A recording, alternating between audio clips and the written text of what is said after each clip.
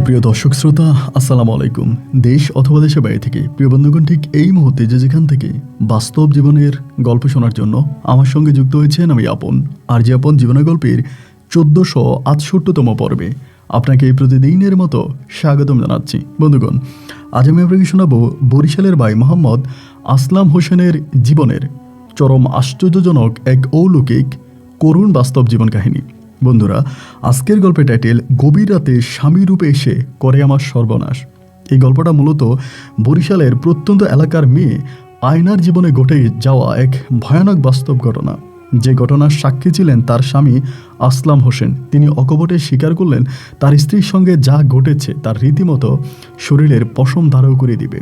এক অলৌকিক ভয়ানক বাস্তব ঘটনা। সবাইকে অনুরোধ করব শুরু থেকে শেষ পর্যন্ত বরিশালের ভাই আসলাম হোসেনের জীবনের বাস্তব গল্পটা শুনবেন। প্রিয় বন্ধুরা, সবার কাছে বিনীত অনুরোধ জানাচ্ছি, আপনারা যদি এখনও কেউ চট্টগ্রামের কাসিনরূপী সেই মুসলিম জিনগুলোকে না দেখে থাকেন, তারা ভিডিওর এই আই বাটনে ক্লিক করে অথবা এই ভিডিওর ডিসক্রিপশনে গিয়ে কিংবা এই ভিডিও শেষ করে আপনারা সেই ভিডিওটা দেখে নেবেন। কারণ এটা একটা সোয়াবের কাজ। আপনারা যেগুলোকে দেখছেন এই প্রাণীগুলো মূলত আমি পৃথিবীর আর কোনো দেশে দেখিনি। সুতরাং সত্যি তা অবাক করার মতো। আর সেখানে দায়িত্বরত যেই খাদেম ছিলেন তিনি অকপটে স্বীকার করলেন এগুলো ছিল দেওদানব জিন, যাদেরকে এই রূপে এই পুকুরে ওই মাজারের যিনি সাহিত্য আছেন তিনি রেখে গিয়েছেন। তা অলৌকিক এক ঘটনা, অলৌকিক এক ভিডিও। সবাই ভিডিওটা দেখবেন। ধন্যবাদ সবাইকে। সুপ্রিয় বন্ধুগণ, আসসালামু আলাইকুম। আমার নাম মোহাম্মদ আসলাম হোসেন, আমার বাড়ি বরিশাল। বন্ধুরা, আমি আমার জীবনের গল্পটা শুরু করার শুরুতে আপনাদেরকে আমার পরিবারের সম্বন্ধে জানিয়ে রাখি।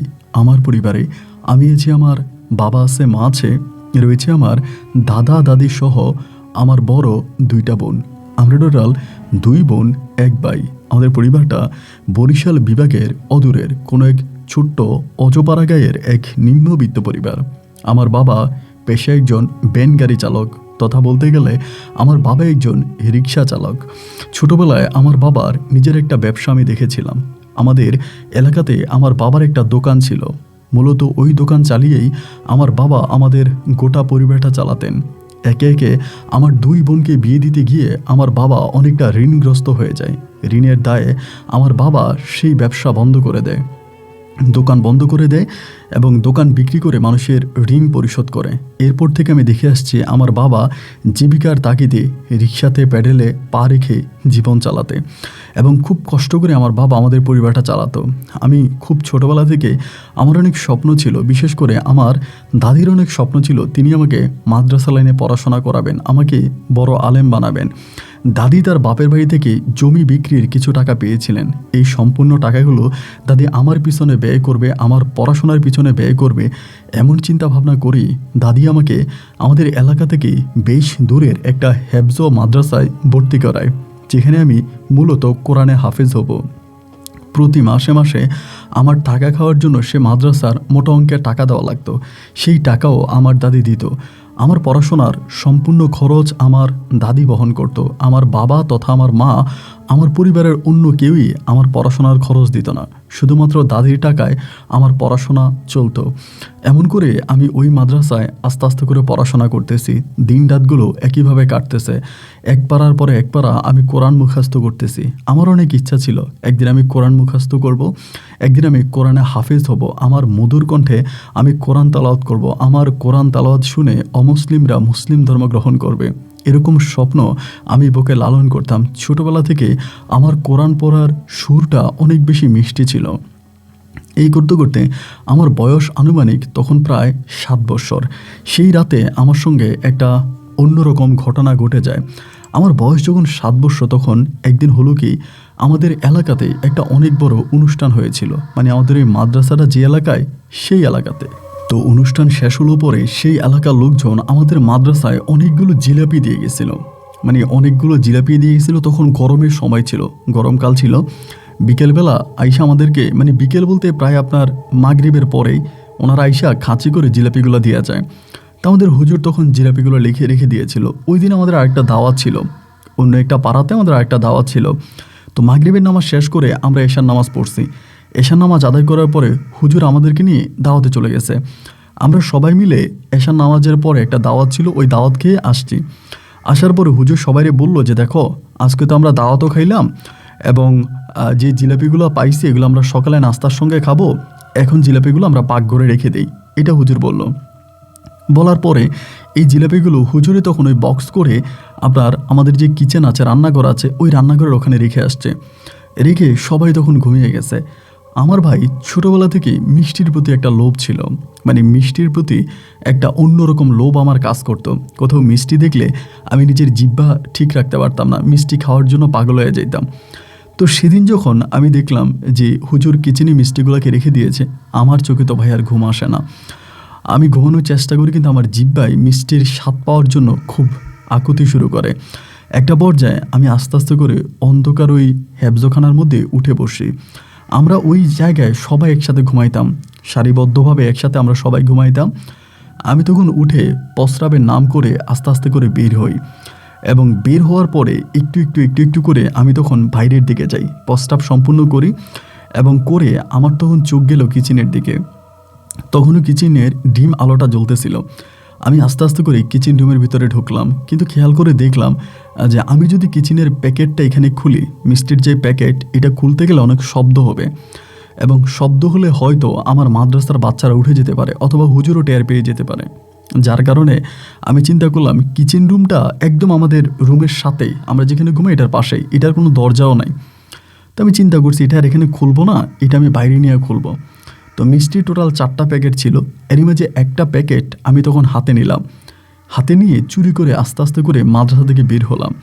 মাদ্রাসা থেকে বের হওয়ার পরে মাদ্রাসার একদম কোণার মধ্যে আমাদের মসজিদটা ছিল। মসজিদের ঘাটের মধ্যে আমি তখন চলে গেলাম। আকাশে মোটামুটি চাঁদের আলো ছিল, চারদিকে চাঁদের আলো ছিল ভালো, গরমকাল ছিল, বাতাস বইতেছিল। আমি তখন মিষ্টি বক্সটা নিয়ে ওই মসজিদের আপনার কোণার ভিতরে যেই মানে উজু করার যে স্থানটা আছে, এক কথা বলতে গেলে যে ঘাট আছে, মসজিদের ঘাট, ওই ঘাটের মধ্যে নিয়ে গেলাম। ঘাটের মধ্যে নিয়ে চুপিসারে চারিদিকে দেখলাম কেউ নাই। আমি আস্তে আস্তে করে এবার প্যাকেটটা খুলতেছে। প্যাকেটটা খুলে মিষ্টি খেয়ে আমি আবার প্যাকেটটা যেভাবে আছে ওভাবে রেখে দিব। এরকম করে একটা গিট্টু দুইটা গিট্টু করে আমি তখন প্যাকেটটা খুললাম, খুলে একটা মিষ্টি মাত্র মুখে দিলাম। হঠাৎ করে ভাই কে জানি আমার পিছন থেকে বলে উঠলো, আমার একটা মিষ্টি দে। তো আমার একটা মিষ্টিতে যখন বলে উঠছে, আমার মানে বুকের ভিতরটা তখন খুব কেঁপে উঠছে। হায় আল্লাহ, এ আবার কি আমারে বলে আমার একটা মিষ্টি দে। তো এটা যখন 2বার বলছে আমি তখন ভয় পেয়ে গেছি। ভয় পেয়ে করলাম কি, ওই মিষ্টির প্যাকেটটা ওখানে রাইখে আমি দিছি দৌড়। মানে দৌড় দিয়ে আমি মাদ্রাসার মানে দরজায় চলে আসছি। তখনও সব বাচ্চারা ঘুমাইতেছে, হুজুরও গভীর ঘুমিয়ে আছে। আইসা চুপিসারি করে আবারও মানে ওই মাদ্রাসার ফ্যান চলতেছে, ফ্যানের নিচে ঘুমিয়ে গেছি। মানে ঘুমিয়ে গেছি বলতে শুয়ে গেছি।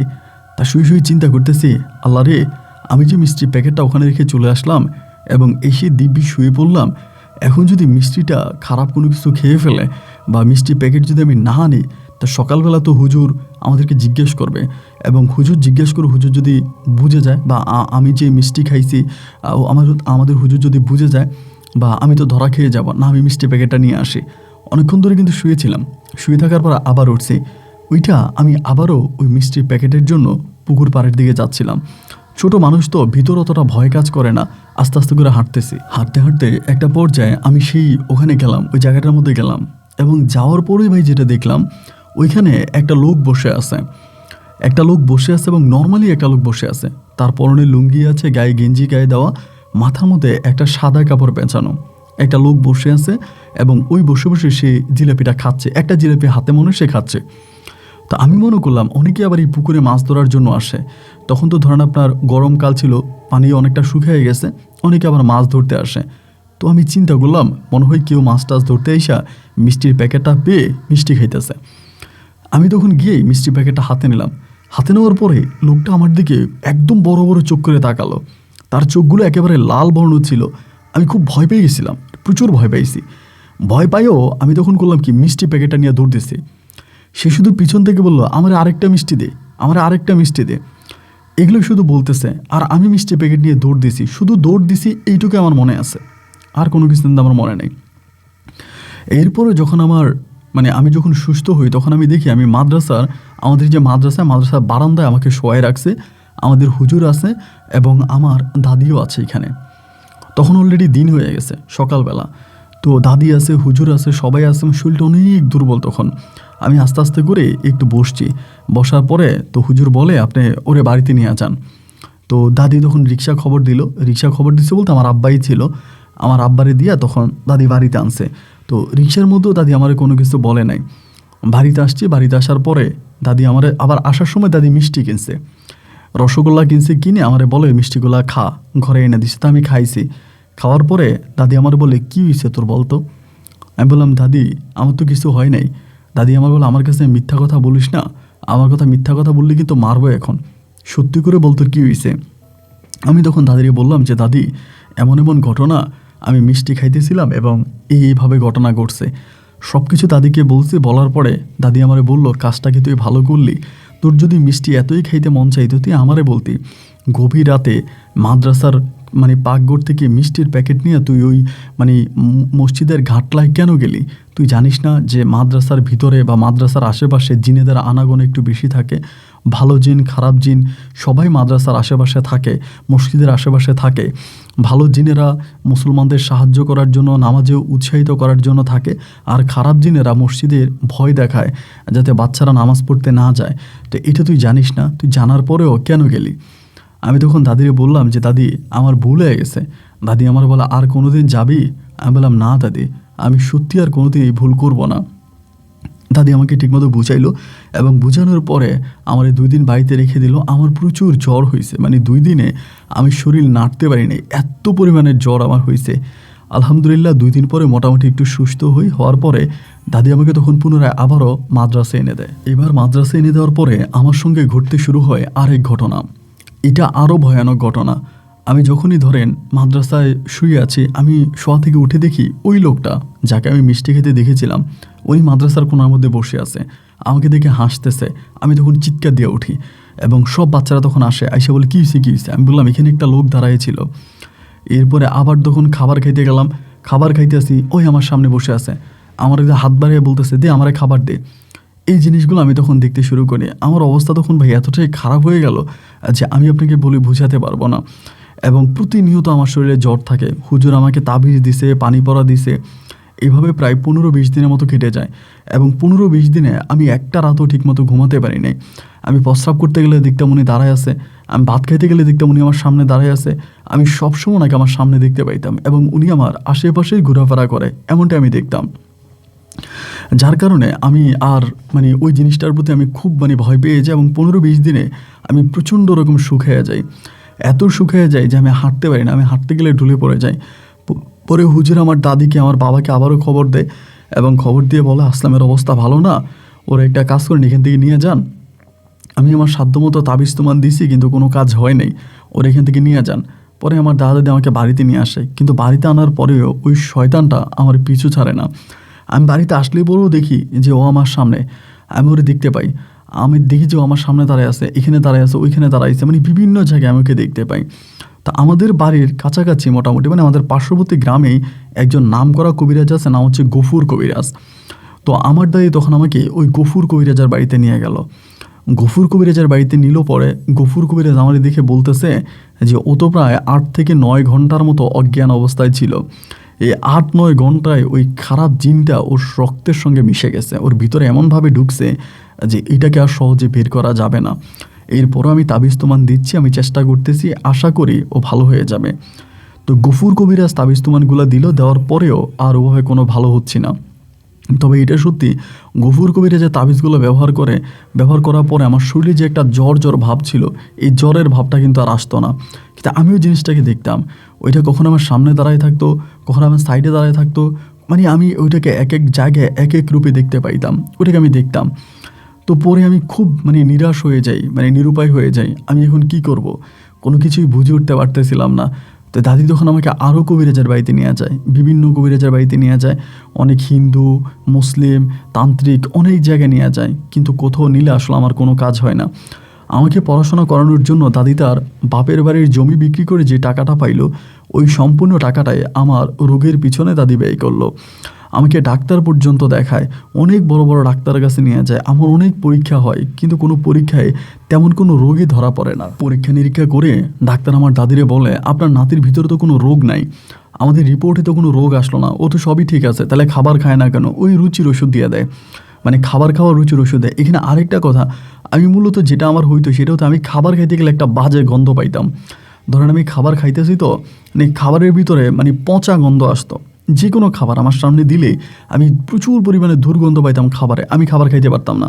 মানে খাবার মুখে দিয়ে আমি বমি করে দিতাম, খাবার মুখে দিয়ে আমি বমি করতাম, কোনো খাবার আমি পেটে রাখতে পারতাম না।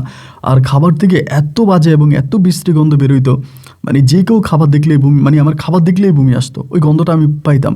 এমন হইতো যে আমার থেকে অনেক দূরে কোনো হোটেলে খাবার রান্না করতেছে, আমার চোখ ওই দিকে গেছে, আমার তখনও বমি চলে আসতো।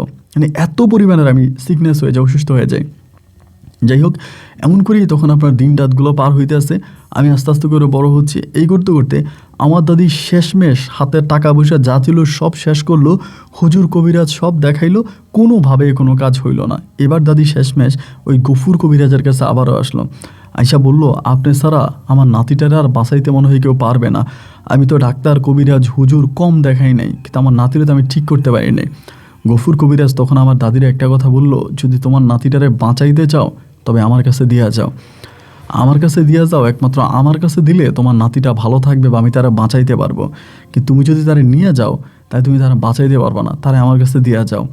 তো আমার দাদি চিন্তা করলো যে মরে যাওয়ার থেকেও আমি গফুর কবিরাজের কাছে থাকি। গফুর কবিরাজ ছিল আমাদের এলাকাতে খুব নাম করা কবিরাজ। বাংলাদেশের বাইরে থেকে পর্যন্ত জিনে ধরা রোগীগুলো গফুর কবিরাজের কাছে আসতো চিকিৎসার জন্য। এত বড় মাপের মানে আপনার কবিরাজ ছিলেন উনি। তো এরপরে দেখা গেল আমি ওনার কাছে থাকতে শুরু করি, উনি আমাকে রাখতেছে, খাওয়াইতেছে, এবং ওনার এখানে আমি বিভিন্ন ধরনের কাজ করি। এবং মাঝে মাঝে উনি আমার উপরে জিন শোয়ার করে, অনেক জিন শোয়ার করে আমার উপরে, বা আমাকে দিয়ে উনি তন্ত্রমন্ত্রের অনেক কাজ করায়। এরকম করে আস্তে আস্তে আস্তে আস্তে করে তখন তো আমাদের পরিবারে খুব অভাব। দাদি আমার পড়াশোনা করানোর জন্য যে টাকা ছিল এগুলোও দাদি খরচ করে ফেললো। আমার আব্বা চালায় রিক্সা, 2 বোনকে বিয়ে দিছে, মাঝে মাঝে বোন জামাইরা আসে, বোনের বাড়ি থেকে আত্মীয় স্বজন আছে। আব্বা 2-3 দিন টাকা জমাইয়া যা হয় ওইগুলো মুরগি কিনতে, মাংস কিনতে আমার আব্বার খরচ হয়ে যায়। আমাকে পড়াশোনা করানোর মতো 1 পয়সাও আর আমার আব্বার কাছে অবশিষ্ট নাই। তখন পরিবারে প্রচণ্ড রকমের অভাব দেখা দেয়, মানে এত অভাবে পড়ে যায় তখন মনে হয় যেন আল্লাহ মৃত্যু দিলে বাঁচি। তো এরপর আমি ওই গফুর কবিরাজের বাড়িতে চলে আসি। তো এখানে উনি আমাকে দুমুঠ খাবার দিত, আমার সঙ্গে ভালো করে কথা বলতো, দূর দূরান্ত থেকে রুগীরা আসতো, আমি রুগীর দেখাশোনা করতাম, রুগীদের সঙ্গে কথা বলতাম। তো এই মোটামুটি এখানে আমি থাকতে শুরু করি। আবার গফুর কবিরাজ মাসে মাসে আমার কিছু কিছু টাকাও দিত, ওই টাকা আমি দাদিয়ে দিতাম। সেখানেই আমার পড়াশোনা জীবনের সমাপ্তি ঘটে যায়। আমি আর পড়াশোনা করি না, আমি টোটালি গফুর কবিরাজের বাড়িতে থাকতে শুরু করি, এবং গফুর কবিরাজের কাছে আসা যে রুগীরা আমি ওনাদের দেখাশোনা করি। একে একে একে একে তখন আমার দিন রাতগুলো এই জায়গায় তখন আপনার কাটতেছে, সময়গুলো কাটতেছে। আস্তে আস্তে করে আমি প্রায় অনেকটাই বড় হয়ে যাই। বড় হয়ে যাই বলতে প্রায় 17-18 বৎসরের মতো আমার হয়ে যায়। জীবনের প্রায় বহু বৎসর আমি গফুর কবিরাজের সঙ্গে থাকি। আমি যখন এসেছিলাম তখন গফুর কবিরাজ প্রায় অনেকটাই ইয়াং ছিলেন, অনেকটা যুবক ছিলেন। উনি 2 বিয়ে করে, কিন্তু এরপরে আমি যখন বয়স বাড়ে তখনও গফুর কবিরাজ যুবকে থাকে। ওনাকে দেখলে মনেই হয় না যে ওনার এতটা বয়স হয়েছে, তার বয়সটা মনে হয় তিনি লুকিয়ে রাখে। গ্রামের অনেকে বলা বলি করে গফুর কবিরাজের সঙ্গে পরী আছে, এবং পরীরা ওই গফুর কবিরাজকে এমন কিছু জিনিস খাওয়াইছে যেটার কারণে গফুর কবিরাজ কখনো বৃদ্ধ হবে না, উনি এমন অবস্থায় মারা যাবে। তার মাথার একটা চুল এখনও পাকেনি, চোখের নিচে কোনো কালো দাগ পড়েনি, শরীরের চামড়াও কুঁচকে যায়নি। বয়সের সঙ্গে সঙ্গে মানুষের যে একটা শারীরিক পরিবর্তন হয়, এইটা গফুর কবিরাজের মাঝে এক বিন্দুও পরিবর্তন হতে দেখিনি। সম্পূর্ণভাবে গফুর কবিরাজ একজন অস্বাভাবিকভাবে যুবক মানুষের মতো দেখাচ্ছিল। তো এবং ওনার সঙ্গে যে কিছু না কিছু আছে ওইটা আমি নিশ্চিতভাবে বিশ্বাস করি, কারণ আমি বহু বছর ধরে ওনার সঙ্গে আছি। তো আমি অনেক কিছু দেখেছি, ওনার সঙ্গে অলৌকিক অনেক কিছু ঘটতে বা অনেক কিছু ওনার কাছে আসতে, এগুলো আমি দেখেছি। কখনো বিড়ালের রূপে, কখনো সাপের রূপে, ভিন্ন ভিন্ন প্রাণীর রূপে এই গফুর কবিরাজের কাছে জিনেরা আসতো, এবং গফুর কবিরাজ তাদের সঙ্গে আলোচনা করতেন, কথাবার্তা বলতেন। তো যাই হোক, এরকম করতে করতে একদিন হলো কি, গফুর কবিরাজের শ্বশুর বাড়িতে কি একটা অনুষ্ঠান হবে। তো 2 দিনের জন্য গফুর কবিরাজ সেখানে চলে যাবে।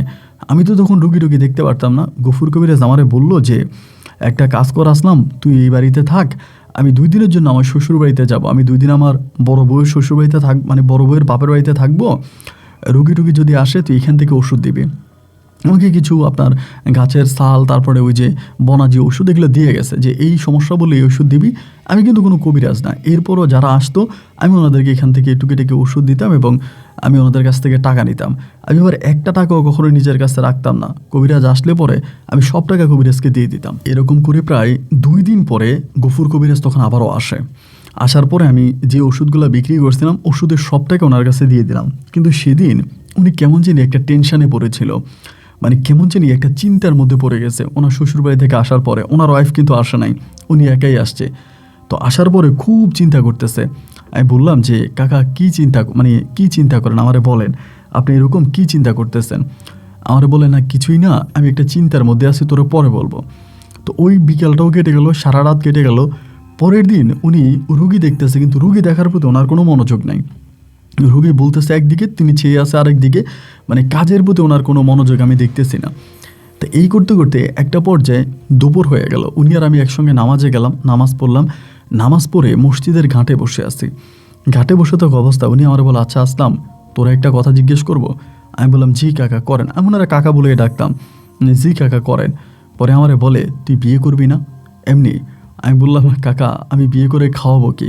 আমার সংসারের যে অবস্থা, আমার বাবা নুন আনতে পান্তা পোড়ায়, আমি আপনার কাছে পড়ে আছি, আপনি আমার মাস শেষে কিছু টাকা দেন বইলা আমার দাদি দাদার ওষুধের খরচটা হয়, বা আমি দুমুঠো ভাত খেয়ে আপনার ওখানে আসি।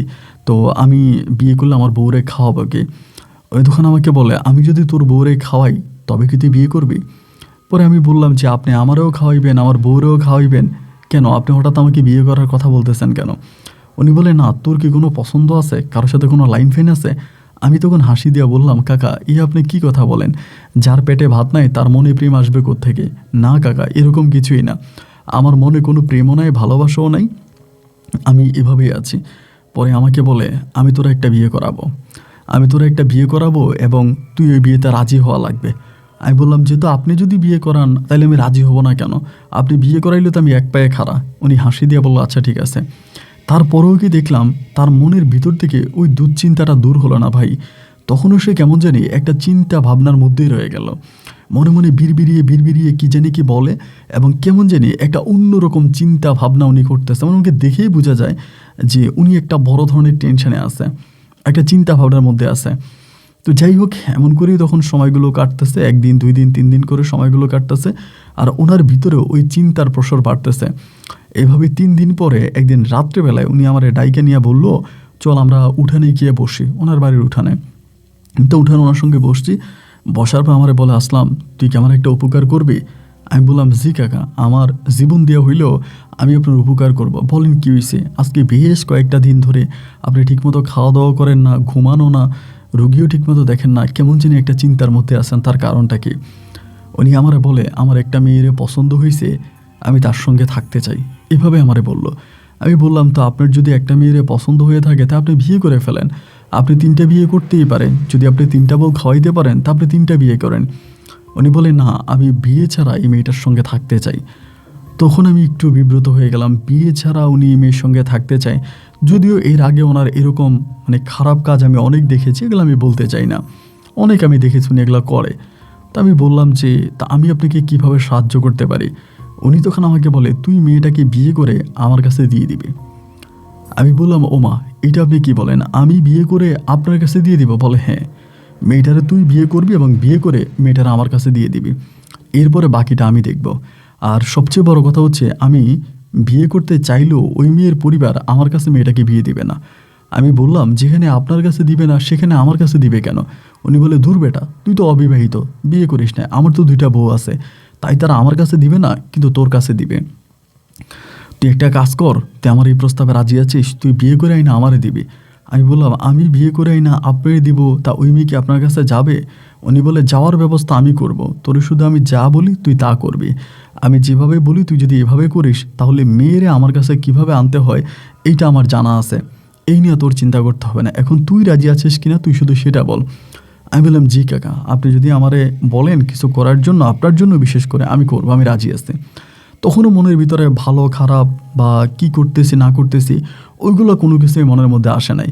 উনি বলতেছে আমি করব, উনি যেভাবে বলে আমি সেভাবেই করব, শুধু এটাই চিন্তা করতেছে বা ওইটাই ভাবতেছে। যাই হোক, এই ভাবনা চিন্তা ভাবনার মধ্যেই একটা পর্যায়ে উনি আমারে বলল যে তোর আব্বা আর তোর দাদিরা আমার কাছে আসতে বলবে। পরে আব্বারে আর দাদিরে খবর দিলাম, দেওয়ার পরে তারা তখন ডিরেক্টলি বললো যে আসলামের তো বয়স হয়েছে, আমার এখানে আসে কাজকাম করে থাকে আজকে বহু বছর যাবৎ, ছোটোবেলা থেকে একরকম বড় হয়েছে, আমার একটা মেয়ের আমার পছন্দ হয়েছে, আমার দুঃসম্পর্কের শালি হয়, আমার ওই দুঃসম্পর্কের শালিটারে আমি আসলামরে বিয়ে করাবো। আপনারা কি বলেন? আমার আব্বা দাদি এক বাক্যে রাজি হয়ে গেল যে ঠিক আছে আলহামদুলিল্লাহ। পরে বলে কালকে সকালবেলা আপনারা আইসেন, আমি সব মেয়ে দেখার জন্য যাব। এই কথা বলার পরে সবাই মিলা তখন মেয়ে দেখার জন্য গেলাম, এবং মেয়ে দেখার জন্য গেলাম। মেয়ের পরিবারটা অত বড় লোক না, মধ্যবিত্ত পরিবার। যাওয়ার পরে যখন আসলাম কবিরাজ সাথে গেল, তারা মুখের উপরে মানা করে মানে আপনার এই গফুর কবিরের সাথে গেল, তারা মুখের উপরে মানা করে দিল। তারা বলল যে না, তারা তাদের মেয়েকে এখনও বিয়ে দিবে না, মেয়ের বিয়ের বয়স হয় নাই। তো মেয়ের বিয়ের বয়স হয় নাই কথা বলতে বলতে আমি হঠাৎ করে উকি মেরে একটু মেয়েটারে দেখলাম। মেয়েটা পাশের রুমেই ছিল, পর্দা ছিল, পর্দাটা এভাবে একটু বাতাসে নড়তেছিলাম, মেয়েটারে দেখলাম ভাই একেবারে আগুনের মতো সুন্দর, এত সুন্দর মেয়ে আমি জীবনও দেখি নাই। পরে মেয়েটারও বউ সাজায় রাখছে, কিন্তু তারা আমাদের সামনে আনে নাই। মুখের উপরে গফুর কবিরাজরে বললো যে না, আমাদের মেয়ের এখনও বয়স হয়নি। কেন তারা মেয়ে বউ সাজাইলো এবং আমাদেরকে কেন দেখাইলো না, এইটুকু আমরা বুঝতে পারি নাই। পরে গফুর কবিরাজ খুব রেগে যায়, একদম রেগে যায়। রেগে গিয়ে বলে ঠিক আছে চল জায়গা। আমরা তখন বিকেলবেলা ওই মেয়ের বাড়ি থেকে তখন গফুর কবিরাজের বাড়ির দিকে যাচ্ছি।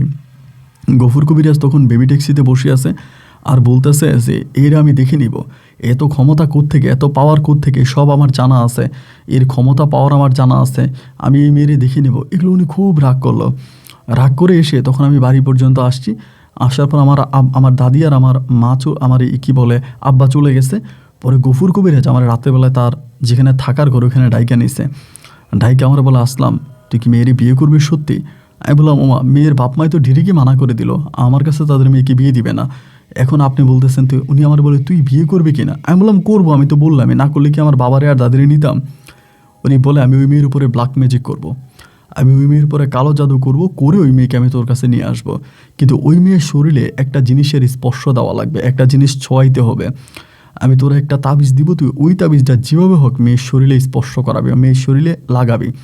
যদি মেয়ের শরীরে তাবিজটা লাগানো যায় একবার, তাহলেই মেয়ে পাগল হয়ে যাবে তোর জন্য। আমি বললাম আমি মেয়ের শরীরে কিভাবে লাগাবো? উনি আমার বলে মেয়ে একটা মাদ্রাসায় পড়াশোনা করে, সে মাদ্রাসার ঠিকানা আমি তোরে দিব। আজকে থেকে তোর কাজ হচ্ছে যেভাবেই হোক মেয়ের সঙ্গে প্রেম করা। তুই মেয়ের সঙ্গে প্রেম করবি, মেয়ের সঙ্গে ভালোবাসাবাসি করবি, এরপরে মেয়ের শরীরে তাবিজটা মানে চয় দিবি, মেয়ে তখন তোর কাছে চলে আসবে। তো ওনার এই কথাগুলো শুনে আমি হাসতেছিলাম। উনি একজন মানে যদিও শরীরের গঠনের দিক থেকে উনি বয়স্ক না, কিন্তু বয়স তো ওনার অনেক হয়েছে। এই বয়সে এসে এমন ভীমরতি, তার রীতিমতো আমাকে হাসাচ্ছিল। এরপরে আমি বললাম যে ঠিক আছে আপনি যদি বলেন আমি করব। তা বলে ঠিক আছে তাহলে তোর ট্রেনিং কালকে থেকেই শুরু। এবার উনি আমাকে ঠিকানা লিখে দিল, ওই মাদ্রাসার ঠিকানা।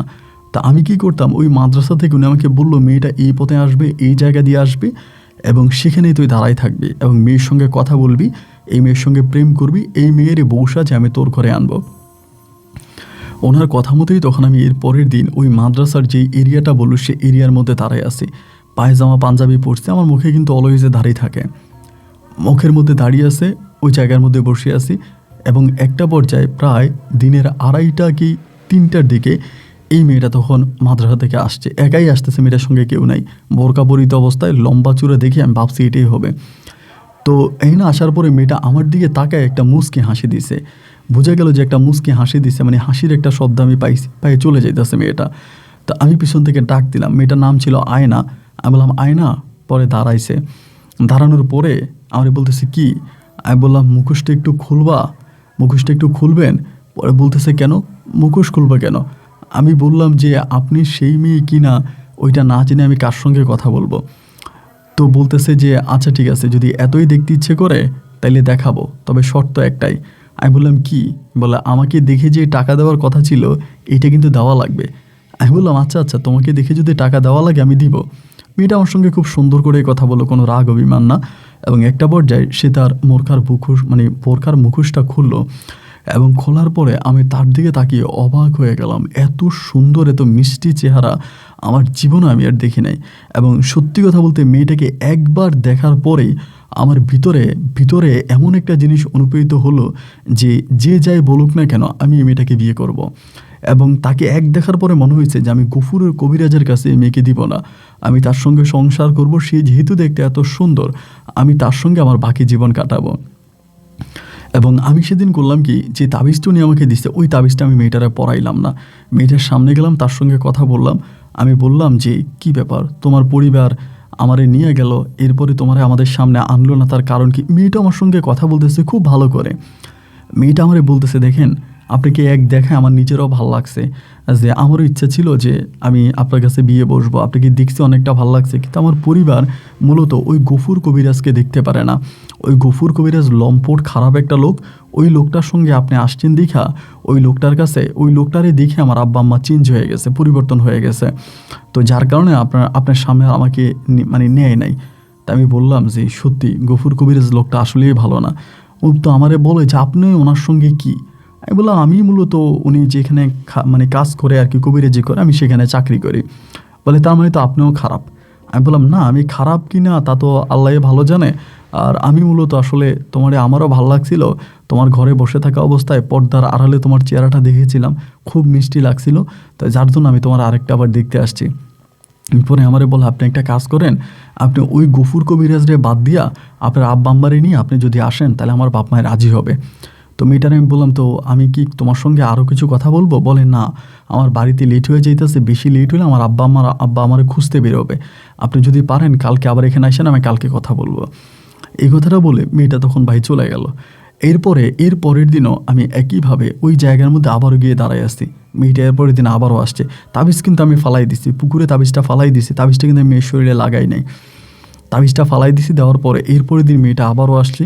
ওই দিন আমি তার সঙ্গে অনেকক্ষণ ধরে ওখানে কথা বলি।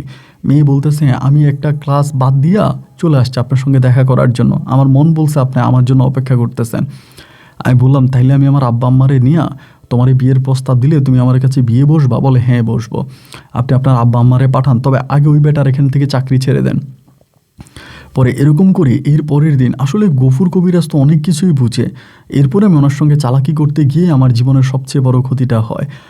এরপর আমি গফুর কবিরাজের কাছে আসছি এবং আসার পরে আমি ওনারে বললাম যে দেখেন, মেয়েটার সঙ্গে আমি অনেক কথা বলার চেষ্টা করছি, মেয়েটা আমার সঙ্গে কথা বলে না, এবং সেই এলাকার অনেকগুলো লোকজন দেখছে তারা আমার সঙ্গে অনেক দুর্ব্যবহার করছে, অনেক খারাপ ব্যবহার করছে, এবং তারা বলছে তারা যদি আমাকে সেই মাদ্রাসার আশেপাশে বা সেই এলাকাতে আবারও দেখে তাহলে আমাকে মেরে ফেলবে, আমি আর ওই দিকে যাব না। গফুর কবিরাজ তখন আমার দিকে তাকিয়ে একটা মুচকি হাসি দেয়। ওই হাসির আড়ালেই এক ভয়ঙ্কর মুখোশ লুকিয়েছিল। হাসি দিয়া বলে আচ্ছা ঠিক আছে, সমস্যা নাই, তোর আর ওইখানে যাওয়া লাগবে না। তা আমি আর ওইখানে যাইতাম না, ওই মেয়ের সঙ্গে তো আমার কথাবার্তা হয়েছে। এরপরের দিন আমি বললাম দেখেন আমার মায়ের শরীরটা ভালো না, আমি কয়েকদিন ছুটি কাটাবো। উনি বলে তা ছুটি কাটাইলে ভালো কথা, কাটাবি, তোর মায়ের কী হয়েছে? আমি বললাম একটু অসুস্থ। পরে বলে আচ্ছা ঠিক আছে, তুই নাইলে কয়েকদিন ছুটি কাটা। আমি 3 দিনের ছুটি নিয়ে তখন বাড়িতে গেছি।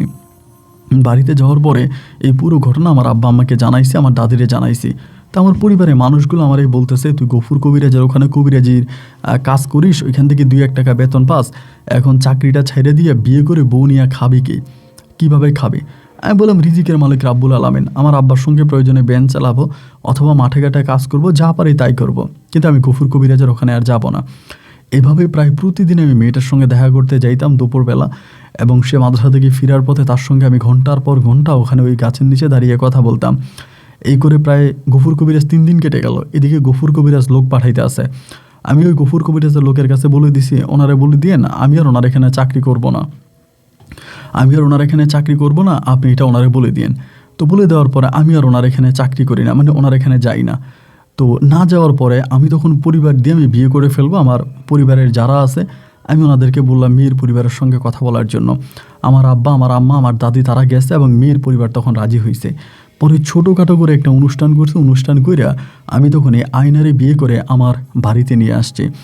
আয়নারে বিয়ে করে যেদিন বাড়িতে নিয়ে আসছি তার পরের দিনে গফুর কবিরাজ আমার বাড়িতে, যেদিন আমার বাসর হয়েছে তার পরের দিন গফুর কবিরাজের কণ্ঠ শুনে আমি ভয় পেয়ে গেছি। আমি লাফ দিয়ে খাটের উপর বসে গিয়ে বলতেছে আয়না গফুর কবিরাজ আসছে। আয়না বলতেছে যে ঠিক আছে আপনি কথা বললেন না, চুপচাপ থাকেন, দেখি কি বলে। গফুর কবিরাজ এসে আমার দাদির সঙ্গে কত মিষ্টি করে কথা বলতেছে, আপনার নাতিরে বিয়ে করাইলেন, গ্রামবাসী দুনিয়াবাসী সবাইরে জানাইলেন, একটাবার আমারে জানাইলেন না, আপনার নাতি ছোটোবেলা থেকে আমার এখানে ছিল, আমি খাওয়াইছি, আমি পড়াইছি, নিজের ছেলের মতো বড় করছি।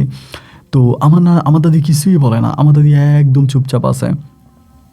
দাদি একেবারে চুপচাপ আছে, দাদি কোনো কিছু বলে না। গফুর কবিরাজ বলতেছে কাজটা কিন্তু আপনারা ভালো করেন নাই। এইটা বলে গফুর কবিরাজ তখন চলে গেছে। চলে যাওয়ার পর আমি তখন আয়নারে নিয়ে আসি। তখন আমি মনে ধরেন আপনার মাঠে ঘাটে কাজ টাজ করি, এখানে সেখানে কাজ করে আমি আর গফুর কবিরাজের ওইখানে যাই না। গফুর কবিরাজের কাছেও যাই না, গফুর কবিরাজের সাথে কথাও বলি না, আমি আমার মতো কাজ করতেছি। এভাবে প্রায় আপনার 3 থেকে 3.5 মাসের মতো কেটে যায়। আয়নার ঘরে কিন্তু কোনো সন্তানাদিও হয় নাই। 3 থেকে 3.5 মাস পরে হঠাৎ করে আমি মনে করি দুর্ভাগ্যবশতই একদিন গফুর কবিরাজের সঙ্গে আমার রাস্তায় দেখা হয়ে যায়। রাস্তায় দেখা হয়ে গেলে পরে গফুর কবিরাজ তখন আমার ডাক দেয়। ডাক দিয়ে আমার বলে, আসলাম তোর সঙ্গে একটু কথা বলবো, এদিকে আয়। আমি তখন মাঠ থেকে আসছি, আমার হাতে পায়েও ময়লা। আমি তখন বললাম যে দাঁড়ান একটু, আমি পুষ্কুনি থেকে হাত ধুয়ে আসি। উনি বলে হাত ধোয়া লাগবে না, যেমনি আসিস এমনি আয়। তো ডাক দেওয়ার পরে তখন আমি ওনার কাছে গেলাম। পরে উনি আমার বসাইলো, বসায় বলতেছে তুই ভালো আছিস? আমি বললাম জি কাকা ভালো আছি। পরে বলতেছে তুই বিয়ে করছিস, সংসার জীবন কেমন কাটতেছে? আমি বললাম আলহামদুলিল্লাহ, আমার বউ অনেক ভালো, তার সঙ্গে আমি ভালোই আছি। উনি বলে তা আমার এখান থেকে চাকরিটা ছেড়ে দিলি কেন? আমি বললাম দেখেন আপনি আমাকে একটা কাজ দিছেন, এটা আমি করতে পারবো না, যার জন্য আপনি এখান থেকে আমি চাকরি ছেড়ে দিছি। তো উনি বলে আমার কোন কাজটা তুই করতে পারবি না? আমি বললাম এই যে আয়নারে বিয়ে করে আইনা আপনার হাতে তুলে দেওয়া, আমার কাছে মনে হচ্ছে যে এটা আমি পারবো না, এটা আমার দ্বারা সম্ভব না, যার কারণে আমি আপনার এখানের চাকরি ছেড়ে দিছি। উনি আমারে বলে কাজটা কি তুই ভালো করলি? আমি বললাম দেখেন ভালো খারাপ কি সেটা জানি না, তবে আমার মন যেটা বলছে বা আমার ভিতর থেকে যেটা আসছে আমি সেটাই করছি। উনি বলে কাজটা একদম ভালো করিস নাই, তুই যেই কাজটা করছিস এটা মহা অন্যায় করছিস। তো যাই হোক, আমি তোর নিজের ছেলের মতো দেখি, তুই আমার সঙ্গে যেটা করেছিস আমার মনের ভিতরে তোর জন্য কোনো অভিযোগ নাই, কোনো অভিমান নাই, আমি তোকে ক্ষমা করে দিয়েছি। কিন্তু তোরে আমি আমার সঙ্গে রেখেছি, আমার ফার্মেসির অনেক কাজ তুই জানিস, রোগী তুই বুঝিস, অনেক দিন ধরে আমার সঙ্গে ছিলি। এখন হঠাৎ করে যদি তুই আমাকে ছেড়ে চলে যাস তাহলে কি আমি বিপদে পড়ে যাই না বল? আমার তো একটা বিপদ হয়ে যায়। তা আমি চাই কি যে তুই আমার কাছে আবারও আয়।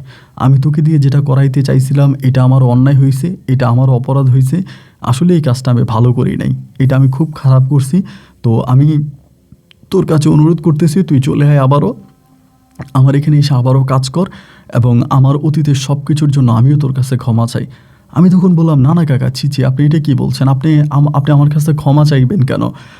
আর আপনি আমার কাছে ক্ষমা চাওয়ার তো কোনো নাই। ঠিক আছে, আমারও আসলে অন্যায় হয়েছে, আমারও অপরাধ হয়েছে, আপনার সঙ্গে এইভাবে বেয়াদবি করা বা আমি এভাবে ওই মেয়েকে বিয়ে করে ফেলা, আমিও এটা ঠিক করি না। উনি বলে না না না ঠিক আছে, তুই যেটা করছিস তোরটা ঠিক আছে, কিন্তু অন্যায় হয়েছে আমার। উনি যখন আমাকে বলতেছে তাহলে কালকে থেকে তুই কাজে আসবি তো, কালকে থেকে কাজ করবি তো? আমি বললাম দেখেন কালকে থেকে আমি কাজ করবো কিনা ওটা শিওর বলতে পারি না, আমার এখানে কিছু কাজ আছে জমির কাজ বাজগুলো শেষ করে আমি আপনাকে জানাবো। উনি বলে না না না তুই আমার আর ক্ষতি করিস না, আমার অনেক রুগী আছে, নতুন লোক যাদেরকে রাখছে তারা তো ওইভাবে কাজ কাম বুঝে না, তা তুই কিন্তু আমার আর ক্ষতি করিস না বাজান। আমি বললাম আচ্ছা ঠিক আছে, আপনি চিন্তা করেন না, আমি চেষ্টা করব ভালো কিছু করার জন্য। এইরকম করে তখন ওনার সঙ্গে কথাবার্তা বললাম, বলে বাড়িতে গেছি। বাড়িতে গিয়ে প্রথমে আমার বউ আয়নারে শোনাইলাম যে আয়না এমন এমন ঘটনা। আয়না তো শুনে তেলে বেগুনে রেখে উঠছে যে না এটা কখনোই করা যাবে না, তুমি ওই বেটার চাকরি ছেড়ে দিছো আর ওই বেটার কাছে যাইবা না, আর ওই বেটা খুব খারাপ, আমাদের গ্রামে বিয়ে করছে আমরা জানি, আমার আব্বা আম্মাও বলছে এই লোকের মতো বদমাইশ খারাপ লোক আর হতেই পারে না, তুমি ভুলেও এই কাজ করো না, যেহেতু তার এখান থেকে চাকরি ছেড়ে দিছো এরপরে তার কাছে আর যাওয়ার কোনো দরকারই নাই। আমি তখন আয়নারে বললাম যে আচ্ছা ঠিক আছে যাবো না। তা আমি আর গেলাম না। এরই মাঝে তখন এই কবিরাজ কল্লুকে আমার দাদির খবর দিয়া পাঠাইছে, তার বাড়িতে নিয়ে গেছে। নিয়ে গিয়ে আমার দাদির কী কী কান পড়া দিছে বা কী বলছে আমি জানি না, এই দাদি আমার বাড়িতে এসে আমার সঙ্গে চিল্লাচিল্লি শুরু করছে। হ্যাঁ গফুর কবিরাজ তোরে বলছে তুই গেলি না কেন, তুই বউ নিয়ে থাকলে কি তোর দিন কাটবো, তোর কামাই রুজি করা লাগবে না, জমি জামা কইরা, আমাদের নিজেদের জমি নাই, মানুষের জমি কইরা কয় টাকা লাভ হয়, এতে কোনো ইনকাম হয় না, আর তুই তো মাঠে ঘাটে কাজও করতে পারিস না, যত কাজ করিস সবই তোর ভুয়া যায়, কাজ কাম ভালো হয় না, তুই একটা কাজ কর, তুই গফুর কবিরাজের কাছে আবারও চলে যা। আমি আমার দাদিরে বললাম যে না, আমি যেহেতু গফুর কবিরাজের কাছ থেকে একবার চলে আসছি, আমি আর গফুর কবিরাজের কাছে যেতে রাজি না, আমি ওখানে যাবই না। আমার দাদির কথা হচ্ছে যে না তোর ওখানে যাওয়াই লাগবে, তুই গফুর কবিরাজের ওখানে যাইবি, ওইখানে কাজ করবি, গফুর কবিরাজ বলছে তোরা মাসে 10,000 টাকা করে বেতন দেবে। তো 10,000 টাকা বেতন শুই না আমারও একটু চোখ কপালে উঠে গেল, ওরে বাপরে বাপ 10,000 টাকা বেতন দিব, 10,000 টাকা তো মেলা টাকা, এত টাকা তো একটা সরকারি চাকরি করেও বেতন পায় না। তা আমার দাদি বলে গফুর কবিরাজ আমার ডাইকে নিয়ে আমার সুন্দর করে বুঝিয়ে বলছে তুই তার কাজ জানিস, তুই থাকলে তার আরও কাজের উন্নতি হবে, সে আরও টাকা পয়সা ইনকাম করতে পারবে, তুই যা। পরে দাদি আমারে বুঝিয়ে শোনায় বলার পরে আমার বউ আয়না তো বরাবরের মতো বিপক্ষে ছিল। এরপরও দাদির কথাবার্তা শুনে আমি তখন বললাম যে আচ্ছা ঠিক আছে, সমস্যা না, আমি যাব। এরপর আমি আবারও ওই কবিরাজের বাড়িতে যাইতে শুরু করলাম, মানে গফুর কবিরাজের বাড়িতে। তখন ধরেন সকালে যাইতাম, রাত্রে আসতাম। গফুর কবিরাজ আমাকে সুন্দর করে আমার সঙ্গে কথা বলতো। রুগী আসতো, রুগীদেরকে ওষুধ দিতাম, ওনাদেরকে বসাইতাম, ওনাদের সঙ্গে থাকতাম, মানে খুব ভালোভাবে কাজ করতাম। গফুর কবিরাজ আমার সঙ্গে খুব ভালো করে চলতো। এইভাবে প্রায় আপনার 1 মাসের মতো কেটে যায়। পুরো এই 1 মাস আমি গফুর কবিরাজের বাড়িতে থাকি এবং সম্পূর্ণভাবে গফুর কবিরাজের আপনার কি বলে এসিস্ট্যান্ট হিসেবে আমি ওখানে কাজ করি। মাসখানিক পরে একদিন হলো কি, আপনার একটা রুগী আসছিল। রুগীটা আসছিল আপনার চট্টগ্রাম থেকে। চট্টগ্রাম থেকে একটা রুগী আসছিল, একটা মহিলা আর 2টা মহিলা আর একটা মেয়ে। মেয়েটার সঙ্গে জিন আছে। তো এরা আস্তে আস্তে আপনার সন্ধ্যার পর হয়ে গেছে। ওনার আগেই গফুর কবিরাজের সঙ্গে যোগাযোগ করছে এবং তারা নিয়ে আসছে। তো ওই দিন মেয়েটা খুব পাগলামি করতেছে। রাত 10টা পর্যন্ত আমি ওইখানে আছি, গফুর কবিরাজও আছে। রাত 10টা পর্যন্ত গফুর কবিরাজ আপ্রাণ চেষ্টা করছে, অনেক চেষ্টা করছে যে যেভাবেই হোক ওই মানে ধরে কোনোভাবে মেয়েটার শরীর থেকে এটা ছুটানো যায় কিনা। রাত 10টা পর্যন্ত গফুর কবিরাজ চেষ্টা করে অনেক ক্লান্ত হয়ে গেল। হয়ে বলতেছে যে আমার ডাইকা বলতেছে, আসলাম, মেয়েটার সঙ্গে 16টা জিন আছে। আমি বললাম কয়টা? বলে 16টা, এবং এই জিনগুলোকে একটা একটা করে আমার হত্যা করতে হবে। এই মেয়েটার সঙ্গে জিনগুলো আমি এখন আর ছুটাইতে পারবো না, শরীর অনেক ক্লান্ত হয়ে গেছে, আমি ঘুমাইতে গেলাম, তবে তোর আজকে রাতে ডিউটি করা লাগবে। আমি বললাম কি বলেন, ঘরে আমার বউ একা, আমি ডিউটি করব কিভাবে? উনি বলে তুই আজকে রাতে ডিউটি করাই লাগবে, কারণ মেয়েটার যে অবস্থা, মেয়েটার হয়তো রাতের মধ্যে নিয়ে যাবে। তুই থাকলে মেয়েটার এখানে তো আর কেউই নাই, মেয়ে 2টা মহিলা আছে, 2টা মহিলাকে করে মেয়েটা বেরিয়ে যেতে পারে, এতে আমার বদনাম হবে, আমার খারাপ হবে। তুই এই জায়গাটার মধ্যে থাক এবং থাইকা মেয়েটারে তুই তোর আন্ডারে রাখবি, বা যদি বেশি পাগলামি করে আমারে পানি দিল, বলে এই পানিটা তুই ছিটাই দিবি। রাতের বেলা তো আমি থাকবো না, থাকবি তো তুই। যখন দেখবি যে বেশি পাগলামি করতেছে তখন এই পানিটা মেয়েটার শরীরের মধ্যে ছিটাই দিবি, দেখবি ঠিক হয়ে যাবে। আর এরা তো এগুলো বুঝবে না, তুই তো দোয়া কিছু পারিস, ওগুলো তুই ব্যবহার করবে। তা আমি বললাম ঠিক আছে, আমি বাড়িতে যাই, আমার বউরে বইলে আসি। উনি বলে আরে না, তোর বউরে বইলে আবার আসতে হবে কেন? এক রাতের বেলা তোর বাড়িতে তোর মা আছে, বাপ আছে, তোর দাদা আছে, দাদি আছে, তোর বউ আছে, এত মানুষ আছে, তোর বউকে একা থাকে নাকি? তোর আজকে যাওয়া লাগবে না। উনি খুব ধমক দিয়ে আমারে বললো। আমি যখন এভাবে ধমক দিয়ে বললো, আমি আচ্ছা ঠিক আছে, ওনার ধমক হ্যাঁ, আমি তখন বললাম যে ঠিক আছে, যাবো না। তো এবার আর আমি গেলাম না গেয়া আমি এখানেই বসে আছি। তবে হ্যাঁ, মেয়েটার সঙ্গে রাতের বেলায় খুব খারাপ কিছু হইতেছে, আমি বুঝতেছি। উনি পানি পড়া দিল, পানি পড়াটা ছিটিয়ে দেওয়ার পরে মেয়েটা একটু ঠান্ডা হয়, এবং ধরেন আবার পানি পড়া না ছিটেলে আবার পাগলামি শুরু করে। এই করতে করতে ফজরের আজান দিয়ে দিছে। কিন্তু অবাক করা বিষয় হচ্ছে, সবসময় ফজরের নামাজের পরে আজানটা দিলে গফুর কবিরাজ ওইটা উজু করে নামাজ পড়তে যায়। কিন্তু ওই দিন ফজরের নামাজের আজান দিয়ে দিল, কিন্তু গফুর কবিরাজ ঘুম থেকে উঠতেছে না। ওনার আমি কয়েকবার দরজা ধাক্কাইলাম, কিন্তু উনি উঠে না। উনি কি ঘরে আছে কি না সেও আমি জানি না। ওনার 2 বউ আছে, 2 বউয়ের কারো বউর সঙ্গে কিন্তু উনি থাকে না, উনি একা ঘরের মধ্যে থাকে। উনি সকালবেলা উঠছে এবং উনি সোজা আপনার গোসল করতে চলে গেছে। তার মনটা অনেক ভালো, হাসাহাসি করতেছে, মনটা অনেক খুশি। চিন্তা করলাম কী রে, মন এত ভালো কেন? গোসল করছে, আপনার পুষ্করিণীতে নাইমা ডুব দিয়ে গোসল করছে, কইরা আমার বলে কী অবস্থা মেয়েটার? আমি বললাম মেয়ের অবস্থা আগের মতোই আছে, কিন্তু আমার শরীরে আর দিচ্ছে না। আমি তো সারা রাত সজাগ ছিলাম, ওখানেই পানি নিয়ে বসেছিলাম, একটু পরপর মেয়ের শরীরে পানি ছিটাইছি। আমি তো আর পারতেছি না, এখন আপনি আমার ছুটি দেন, আমি বাড়িতে যাই, আপনি মেয়েটার দেখেন। উনি বলে হ হ হ বাবা, তুই সারা রাত অনেক কষ্ট করছিস, তোরা থাকার দরকার নেই, একটা কাজ কর, তুই যা এবং আমি দেখতেছি। এই কথা বলার পরে তখন আমি বাড়ির দিকে রওনা দিলাম। গফুর কবিরাজ তখন বললো যে তুই যা, আমি বাড়িতে। তখন তো সারা রাত ঘুমাই নাই, চোখ জ্বলতেছে, রাস্তাঘাটও ভালো করে দেখি না। সারা রাত না ঘুমাইলে দেখবেন হঠাৎ করে যদি সূর্যের আলোটা চোখে পড়ে তখন প্রচুর ব্যথা হয় চোখে, প্রচুর ব্যথা হইতেছিল। তো বাড়িতে গেছি, যাই দেখি যে ঘরের দরজা মরজা তখনও আটকানো। আমি দরজা ধাক্কাইলাম, আমার দাদি দরজা খুলছে, খুলে বলে এত সকালবেলা কোত্থেকে আইসিস? আমি বললাম আসছে, ডিউটি ছিল রাতের বেলায়। দাদি আর কিছু বলে না, দাদি শুইতে চলে গেছে। আমি গিয়ে দেখি যে আমার বউ একটু অন্যভাবে শুয়ে আছে, রুমে ঢুকে থেকে অন্যভাবে শুয়ে আছে। তো ওরই অন্যভাবে শুয়ে থাকা দেখে আমি বললাম কী ব্যাপার, তুই এভাবে শুয়ে আসছো কেন? ও বলে তুমি উঠা কখন গেলা? আমারে বলে তুমি উঠা কখন গেলা? আমি বললাম কখন গেলাম মানি? তা উনি বলে তুমি যে হয় আমার শরীরে জামা কাপড় ঠিকঠাক নাই, তা আমারে বইলা যাবো না?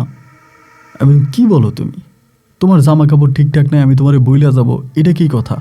আমি তো আসলামই মাত্র। বলে কি মাথা ঠিক আছে, পাগল হয়ে গেছো? রাতে মট্টত খাইছিলা, রাতে এরকম করলা কেন? আমি বললাম এই রাতে তোমার কাছে কে আসছে? বলে কে আসছে মানে কি? আমি বললাম তোমারে জিজ্ঞেস করতেছি কি? ও তখন উঠা বসছে, বসে কাপড় টান দিয়া শরীরটাকে আমার বলতেছে, কি হয়েছে, তুই এগুলো কি বলতেছ? আমি বলে, আমি তো ওই সবে মাত্র ঘরে ঢুকলাম, সারা রাত আমি ডিউটি করে আসছি, গফুর কবিরাজের এখানে এক মেয়ে আসছে চিটাং থেকে, এই মেয়ে জিন আছে, ওই জিন তাড়ানোর জন্য সারা রাত আমি ওখানে ছিলাম, মাত্র ঘরে আসলাম, তুমি আমার কি বলতেছে গেলাম? ও তখন দেখি যে কাঁপাকাঁপি করতেছে, মানে এরকম করে কাঁপতেছে। তাই কি কাঁপতেছো কেন, কি হয়েছে? ও তখন মানে কাপড় পরছে, পইরা আমার দাদিরে ডাক দিছে, ও দাদি, ও দাদি, এদিকে আসেন। দাদি তো দৌড়ে এসছে, আসার পরে বলে, দেখেন তো আপনার নাতি কি বলে। আমি বললাম, কী হয়েছে দাদি? বলে, তবু কী হয়েছে আমি কেমনে জানি?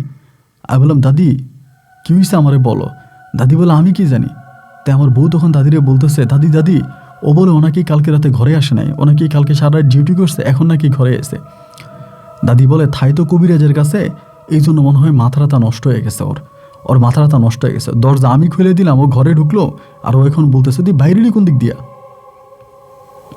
পরে আমি আস্তের উপরে দাদি চলে যাওয়ার পর আমি জায়গাটার মধ্যে বসে, তখন আমার মনের ভিতরে লাগতেছে যে কিছু একটা এখানে হয়েছে, এখানে কিছু একটা হয়েছে। চুপচাপ আমি বসে আছি, পরে ও আমারে বলতেছে, কি হয়েছে? আমি বললাম, দাদির আবার একটু ডাক দাও। ও বলে, আমি পারবো না ডাক দিতে, তুমি যাও। পরে দাদির কাছে গেলাম, যে দাদিরে বসে বলতেছে, দাদি গতকালকে রাতে কী হয়েছে? দাদি আমার বলে, ওমা তুই কি পাগল হয়ে গেলি নাকি? গতকালকে রাতে কী হয়েছে মানে? তুই আসলি, আমি দরজা খুললাম, তুই বাইরে এলি কোন দিক দিয়ে? তোর তো বাইরে তো আমি দেখি নাই। আমি তখন দাদিরে বললাম, আচ্ছা দাদি, গতকালকে রাতে আমি আসছি, আমার বউর সঙ্গে আমি ছিলাম, আমি ঘর থেকে বেরিয়ে গেলাম, দরজাটা কে লাগাইছি? আমি তো দরজা টোকা দেওয়ার পরে তুমি দরজা খুলছো, তাই দরজাটা কে লাগাইলো? দাদি আমার বলে, দরজা কে লাগাইলো মানে? দরজা কে লাগাইছে? তোর বউ লাগাইছে। আমি বলে, আমার বউ তো শুয়েছিল, ও তো দরজা লাগায় নেই। আমি যদি ঘর থেকে সকালবেলা বাইর হই, তাহলে দরজাটা ভিতর থেকে কে লাগাবে? তো দাদি বলে, নাই তোর মা লাগাইছে। আমি বলে, জিজ্ঞেস করো তো মারে জিগেলো, বাবারে জিগেলো, ওরা ঘুম থেকেই উঠে নাই। দাদি তখন একটু ঘটকা খাইছে দাদির মনে। আমি বললাম, তুমি আমার সঙ্গে আসো, আমার বউর কাছে আনছি। আনার পর আমি বললাম যে, আয়না, আমি যে মধ্যরাতে বা যখন আমি বেরিয়ে গেছি, তুমি কি আমাকে দেখছিলাম? বলে, না, আপনি তো আমার সঙ্গে শুয়েছিলেন, আপনি কখন বেরিয়েছেন আমি দেখি নাই। আমি দাদিরে বললাম, তাহলে দাদি দরজাটা কে লাগাইলো? আমি বের হওয়ার পরে এই ঘরের দরজাটা লাগাইলো কে? দাদি তখন আমার দিকে তাকিয়ে বলতেছে, তুই কি বলতে চাস? আমি বললাম, আমি বলতে চাই এইটা, আমি গতকালকে রাতে ঘরে আসি নাই। আমার বউ তখন ভয় পেয়ে গেছে, ভয় পেয়ে আমার ধরছে। আমি বললাম, শোনো, তুমি ভয় পাইও না, তুমি চুপ থাকো, দাদি গতকালকে রাতে আমি আসি নাই। দাদি আমার বলে, তার মানে? আমি বললাম, বউরে বললাম, তুমি এখানে থাকো। আমি দাদিরে বললাম, দাদির কাছে গিয়ে কানে কানে বললাম যে ঘটনা এটা। আমার কাছে মনে হয় কালো জাদুর মাধ্যমে গফুর কবিরাজ আসছে আমার রূপ নিয়ে। দাদি আমার বলল, ওমা বলিস কি তুই এটা? আমি বললাম, হ দাদি, আমার মনে এটাই বলতেছে, কারণ গফুর কবিরাজ প্রতিদিন ফজরে আজান দিলে সে উঠে যায়, হাত মুখ দিয়ে নামাজে, কিন্তু সে আজকে নামাজেও যায় নাই, সে সোজা গোসল করতে চলে গেছে। সে তো তার কোনো বউর সঙ্গে ছিল না, তার দুই বউ দুই ঘরে থাকে, সে তো ওই ঘরে একাই ছিল, তাহলে সে কীভাবে গোসল করবে? দাদি আমারে বলে, আল্লাহ রে আল্লাহ, এটা কোন ধরনের কথা বলিস? এবং এরই যে আমি আরেকটা জিনিস খাটের উপরে দেখছি, যেটা আমি বলতে চাই না, এটা বললে কবিরাজদের জন্য ক্ষতি হয়, ওই জিনিসটা আমি দেখছি। দেখার পর আমি শিওর হয়ে গেলাম যে গফুর কবিরাজ এখানে আসছে, কারণ এই জিনিসটা আমি গফুর কবিরাজের কাছে দেখছি। পরিশেষে আমার দাদিরে বললাম যে, দাদি এটা মানুষের কাছে বলার দরকার নাই, কাউকে কোনো কিছু বলার দরকার নাই, যেহেতু এটা আমার বউয়ের সঙ্গের ঘটনা, মানুষ শুনলে হাসাহাসি করবে, আমাদের মান সম্মান নষ্ট হবে, আমি এটা আর এখন নিয়ে আর কোনো কথা বইল না। তো এই কথা বলার পরে আমি দাদিরে বললাম, দাদি একটা কাজ করো, তুমি যত তাড়াতাড়ি পারো শরীর বন্ধে তাবিজ নিয়ে আসো, গফুর কবিরাজ না অন্য কারো কাছে যাও। অন্য কবিরাজ থেকে আমার দাদি তখন এই শরীর বন্দনা তাবিজ আনছে, আইনা আমারও পড়াইছে, আমার বউরেও পড়াইছে। পড়ানোর পরে আমি এর পরের দিন, মানে ওই দিন রাতে তো আর যাই নাই, দিনেও যাই না, রাতেও যাই না, এর পরের দিন সকালবেলা গফুর কবিরাজের বাড়িতে গেছি। চিন্তা করেন, আমার হাতের মধ্যে তাবিজ, আমি পাঞ্জাবি পরে আছি, পাঞ্জাবের ভিতরে কিন্তু তাবিজ দেখা যায় না। গফুর কবিরাজ আমারে বলে, কিরে আসলাম, আজকে তাবিজ পরে আসলি মানে? আমি সেদিন খুব রাগ, কিন্তু ওনার উপরে অনেক রাগ, আজকে তাবিজ পরে আসলি মানে? তখন আমি বললাম যে, কাকা আপনার সঙ্গে আমার কিছু কথা আছে। তা বলে, কি কথা বলবি বল? আমি বললাম, কাকা আমার বউর সঙ্গে এই ঘটনা ঘটছে। তখন একটা হাসি দিয়ে বলে, ধুর পাগল, এটা কোনো কথা হইল নাকি? তুই কি জিনের গল্প শোনাইতেছিস? আমি বললাম, আমি আপনাকে ভুলেও জিনের গল্প শোনাইতেছি না, আর আপনার মাঝে কেরামতি আছে এটা আমি জানি, কিন্তু কাকা আমার সঙ্গে যেটা ঘটছে এটা কি ঠিক হয়েছে? আমার বউয়ের কাছে আমার রূপ নিয়ে কে গেছে গভীর রাতে? উনি বলে, কে গেছে তা আমি কি করে বলবো? আমি বলি, আপনি গেছেন। উনি বলে, এই বেটা তুই কি পাগল হয়ে গেলি নাকি? আমি বলি, আমি পাগল হই নাই, পাগল আপনি হয়েছেন। উনি আমার বলে তুই কী বলতে চাস? আমি বলে আমি যেটা বলতে চাই সেটা খুব ক্লিয়ার। আপনি আমার বউর সঙ্গে কালকে রাতে গেছেন, এই বলে আমি উনিও রেগে যায়, আমিও রেগে যাই, আমি ধাপ করে ওনার কলার ধরে বসি। তো ওইখানে ধরেন আরও গ্রামের আরও অনেক লোকজন ছিল, তারা তখন এই ছুটোছুটি করে আমার ছুটে দিয়েছে। আমি বললাম যে না, আপনি খারাপই করছেন, আপনি রাতের বেলা আমার বউর কাছে গেছেন, আপনি আমার বউর কাছে গেছেন। উনি বলে আমি তোর বউর কাছে রাতের বেলায় কেন যাবো, আমি তোর বউর কাছে যাইনি। এইভাবে দুজনে মিলে দস্তাদস্তির একটা পর্যায়ে গ্রামের তখন আরও লোকজন আসে, তারা তখন আমার ছুটে দেয়, ওনারা একদিকে নিয়ে যায়, আমার একদিকে নিয়ে যায়। নিয়ে যাওয়ার পরে সবাই বলা বলি করতেছে তুই কি পাগল হয়ে গেলি, তুই ওনার সঙ্গে ছোটোবেলা থেকে বড় হয়েছিস এবং উনি তোর সঙ্গে ছিল, তা কীভাবে ওনার গায়ে তুই হাত দিলাম, এটা খারাপ লোক, এই লোক একটা লুচ্চা বদমাইশ। এবং যত কথা আমার সঙ্গে ওনার ছিল, ওনার গোপন বিষয় আমি যা জানতাম ওনার ছেলে মেয়ের সামনে, ওনার 2 বউয়ের সামনে, আমি গ্রামবাসীর সামনে সব প্রচার করে দেই। উনি নিচের দিকে মুখ দিয়ে আছে। আমি বললাম যে উনি এমন চরিত্রের একটা লোক, আমি বিয়ে করছি, উনি বলে আমার বউর ওনার কাছে দিয়ে দেওয়ার জন্য। এইগুলো নিয়ে পরে অনেক রাগারাগি হয়েছে। রাগারাগি হওয়ার পরে ওনার বড় বউ তখন বলতেছে আমার, আসলাম তুই তোর বাড়ি যা, আসলাম তুই তোর বাড়ি যা। তখন আপনার ঘড়ির সময় প্রায় 12টা কি 12:30 মতো বাজে। আমি তখন ওনার লোকে রাগারাগি করে বাড়িতে আসছি। আসার পরে ঘরে ঢুকলাম, ঢুকে দেখতেছি আমার বউ নাই। দাদিরে জিজ্ঞেস করলাম যে দাদি আমার বউ কই? বলে ও তো তোরে খোঁজার জন্য গেল। আমারে খোঁজার জন্য গেছে? কই আমারে খুঁজতে গেছে? বলো ও তো তোরে খুঁজতে বেরিয়েছে। তো আমি ভাবলাম মনে হয় আমারে খুঁজতে বেরিয়েছে, সবজি আমার আবার সবজি লাগাইছিলাম, মনে হয় সবজি খেতে গেছে। তো সবজি ক্ষেতের দিকে যাই, দেখতেছে ওইখানেও নাই, এই জায়গার মধ্যেও নাই। না থাকার পরে আমি আস্তে আস্তে করে ওইখান থেকে আইসা আমাদের পাশের গ্রামের আরেকটা মহিলা আছে, ওই মহিলার সঙ্গে আবার আমার বউ মাঝে মাঝে কথাবার্তা বলে। ওই মহিলার জিজ্ঞেস করলাম যে কী ব্যাপার ভাবি, আমার বউ কি আসছিল এইদিকে? বলে না, তোমার বউ তো এদিকে আস নাই, তোমার বউ তো দেখি নাই। চিন্তা করলাম কী রে, তাহলে গেল কই? এরপর আমি এদিক থেকে আস্তে আস্তে করে গ্রামে বিভিন্ন বাড়িতে খোঁজাখুঁজি করতেছি, ও নাই কোনো জায়গায় নাই। এরপরে আমি চিন্তা করলাম ও আমার সঙ্গে রাগ করে ওর বাপের বাড়িতে চলে গেল কিনা। তখন তো আপনার মোবাইল ফোন টোন ওইগুলোর ব্যবস্থা নাই, মোবাইল ফোন নাই। আমি তখন করলাম কি, ওই বাড়ির দিকে গেলাম। বাড়ির দিকে যাইয়া ওর বাড়িতে গেলাম। বাড়ি যাওয়ার পরও ওইখানে ওর আম্মারে জিজ্ঞেস করলাম, ওর আব্বারে জিজ্ঞেস, তারাও বলে কই না, ও তো আসে নাই। এবার আমার শ্বশুর বাড়ি থেকে আমার বাড়িতে আসতেছি, তখন মোটামুটি সন্ধ্যা হয়ে গেছে, মাগরিবের আজান দিয়ে দিছে। ও আর ঘরে আসে না। আমার আব্বা আম্মা, আমার দাদি সবাই তখন টেনশনে পড়ে গেছে, হাই আল্লাহ গেল কই, ও কোথায় গেল? ও তো বাড়িতেই ছিল, সবার সঙ্গেই ছিল, একসঙ্গেই ছিল, তাহলে ও হঠাৎ করে এখন কোথায় চলে গেল? সবাই কান্নাকাটি করতেছে, আমার মাও কান্দে, আমার বাবাও কান্দে, আমার দাদিও কান্দে। এবং রাতের মধ্যে ওর আব্বা আম্মাও তখন চলে আসছে আমাদের বাড়িতে ওরে খোঁজার জন্য। তো ওর আব্বা এসে আমার গালাগালি করতেছে, তোমারে বারবার বলছি তুমি আমার মেয়েরই বিয়ে করছো, তুমি গফুর কবিরাজের কাছে চাকরি করো না, তুমি গফুর কবিরাজের কাছে চাকরির জন্য কী কারণে গেছো? আজকে তুমি গফুর কবিরাজের কাছে গেছো বলে আমার মেয়ের সঙ্গে এটা হয়েছে, আমার মেয়ে হারাই গেছে, আমার মেয়ের খুঁজে তুমি আইনা দিবা। আমি আর কি করবো, সারাটা রাত বসে আছি, ওরে খোঁজাখুঁজি আর কোনো অংশে বাদ রাখি নেই, ওরে কোথাও পাই নাই। সকালবেলা তখন আমরা বিভিন্ন জায়গায় মাইকিং, এরপরে আস্তে আস্তে বলা বলি করতে শুরু করছি, লোকজনকে জানাইতে শুরু করছি। ওই দিনটাও সারাদিন এই গ্রাম ওই গ্রাম পাশের গ্রাম বিভিন্ন গ্রামে বিভিন্ন এলাকায় আমি হন্য হয়ে আয়নারে খুঁজছি, আয়নারে কোথাও পাইনি। এভাবে 3 দিন 3 রাত অতিবাহিত হয়ে গেল, আয়নার কোনো খোঁজ খবর আমি আর পাই নাই। 3 দিন পরে আমি পরিপূর্ণভাবে আপনার পাগলের মতো হয়ে গেছি। হায় আল্লাহ আমার বউ কই গেল। এবার আমি পাগলের মতো হয়ে আমি ওরে খুঁজতে শুরু করছি, ওরে কই পাই। এরকম করে খোঁজাখুঁজি করতে শেষ পর্যন্ত না পাইয়া আমি হঠাৎ করে গিয়ে ওই কবিরাজের পা চাইপা ধরছি, গফুর কবিরাজের পা ধরে, আব্বাও আমি আপনার পা ধরে ক্ষমা চাই, আপনি আমার মাফ করে দেন। উনি রাগ করে বসে আছে চেয়ারের মধ্যে ওনার বাড়ির উঠানে। ওনার ছেলে মেয়ে ওনার ওয়াইফরা বলতেছে এই তুই এখান থেকে যা, আমাদের বাড়ি থেকে যা, আমাদের বাড়িতে তোর কি? আমি ওনার পা ধরে আসছি, কাকা আমি আপনার পা ধরে, আমি আপনার গায়ে হাত দিচ্ছি, আমি অন্যায় করছি, আমি জানি আমার বউরে আপনি নিয়ে গেছেন, আমার বউ কোথায় আছে এটা কেউ না জানুক, শুধু আপনি জানেন। কাকা আমি আপনার পা ধরে ক্ষমাছে, আপনি বলেন আমার বউ কই আছে। উনি আমার বলে ধুরো, আমি কি করে বলবো তোর বউ কই আছে? তোর বউ কই আছে এটা তুই জানিস, আমি জানি না। আমি বললাম না কাকা, আমার বউ কই আছে এটা আর কেউ না জানলো তা আপনি জানেন কাকা, আমি আপনার পায়ে ধরে ক্ষমাছে, আমি আপনার কাছে অনুরোধ করে বলি কাকা আমার বউরে আইনা দেন, আমার বউরে আইনা দেন। উনি বলে আমি তোর বউরে দেখি নে রে বাজান, তোর বউ আমার কাছে নাই, তোর বউ কই গেছে না গেছে এটা তুই জানিস, তোর পরিবারের মানুষরা জানা, আমি জানি না।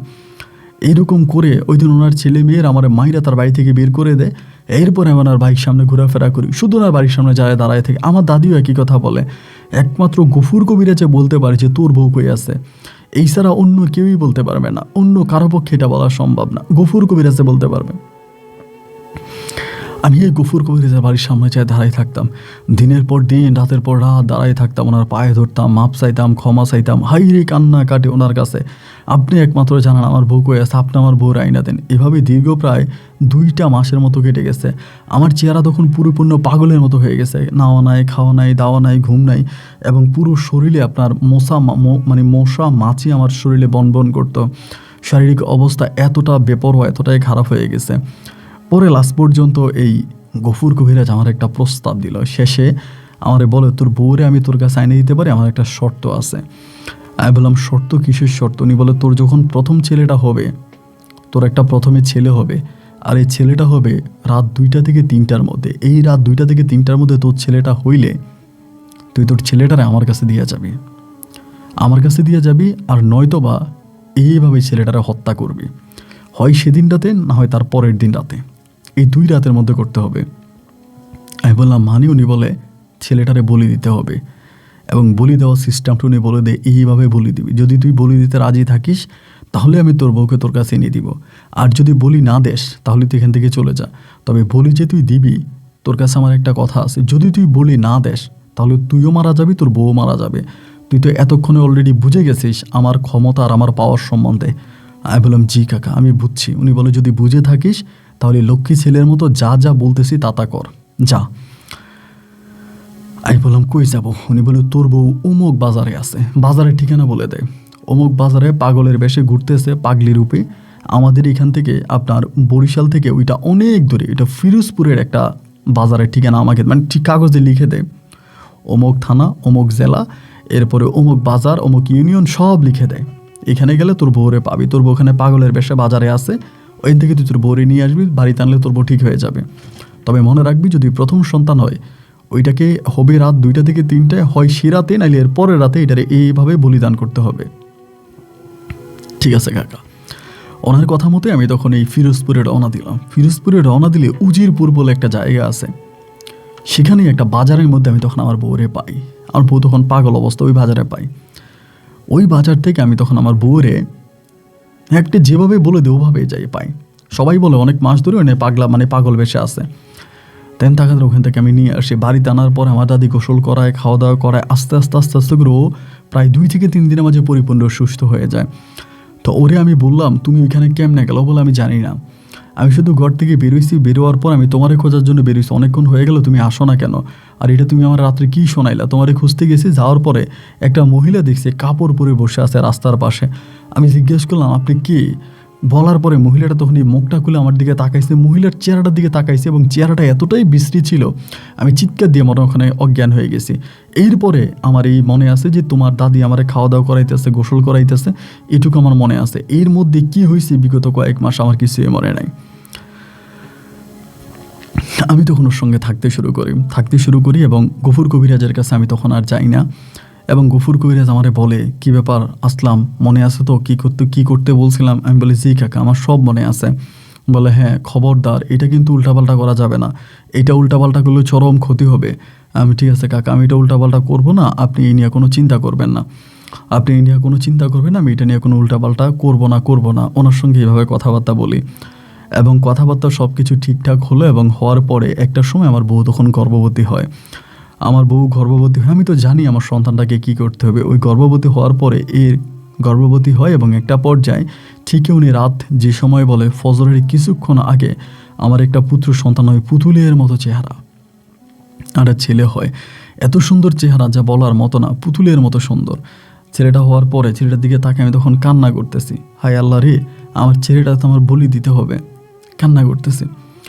তো একটা পর্যায়ে তখন এই আপনার গফুর কবিরাজ আমারে সকালবেলা আমার খবর পাঠাইছে লোক দিয়া, বাচ্চারা যেদিন হয়েছে, যে রাতে হয়েছে তার পরের দিন সকালে আমি গেছি। যাওয়ার পর আমারে বলে, কি ব্যাপার আসলাম, কাজ করিস না? আমি বলি, কাকা হইতে তো সকাল হয়ে গেছে, আজকে রাতে করব।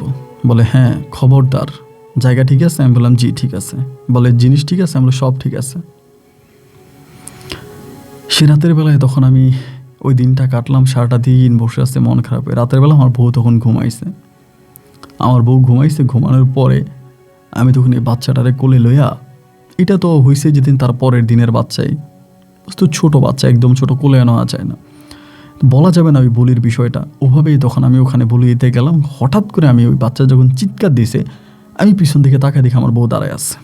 হঠাৎ করে বউ তো এখানে আসার কথা না, ওই জায়গায় দাঁড়ায় থেকে ও তখন আইসে আমার হাত থেকে এটা দিছে টান বাচ্চাটারে। তখন বাচ্চাটা আপনার নাই, দুনিয়াতে নাই।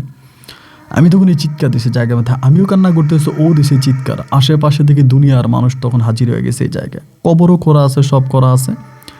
সাথে সাথে এই অবস্থার ভিতরে কে জানি থানাতে খবরও দিয়ে দেয়, এবং এই বাচ্চার অবস্থার মধ্যেই তখন ঘন্টা খানিকের ভিতরে থানা থেকে পুলিশ চলে আসে।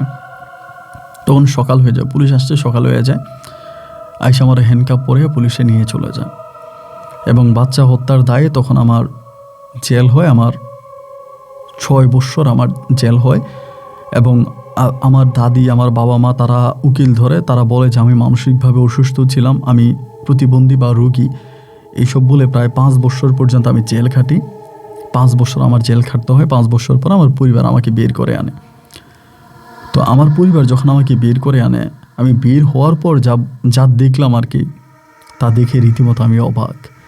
আমি জেল থেকে বের হওয়ার পরে বাড়ি এসে জানতে পারি, বা জেলে থাকতেও শুনেছি, বাড়ি এসে সরাসরি দেখেছি আমার বউ আয়না গফুর কবিরাজের খাদেম হয়ে গেছে। ওই গফুর কবিরাজের এখানে থাকে, এবং আমি গফুর কবিরাজের যেই কাজটা করতাম ও সেম কাজটাই করে। এবং একটা পর্যায়ে গফুর কবিরাজ তার বিয়ে পর্যন্ত করে। তার আর কোনো সন্তানাদি হয়নি, কিন্তু এখনও গফুর কবিরাজের কাছে আছে। পরে গফুর কবিরাজ মারা গেল। গফুর কবিরাজের সম্পত্তির মালিক আয়না হইল, ওর ঘরে কোনো সন্তানাদি হয়নি।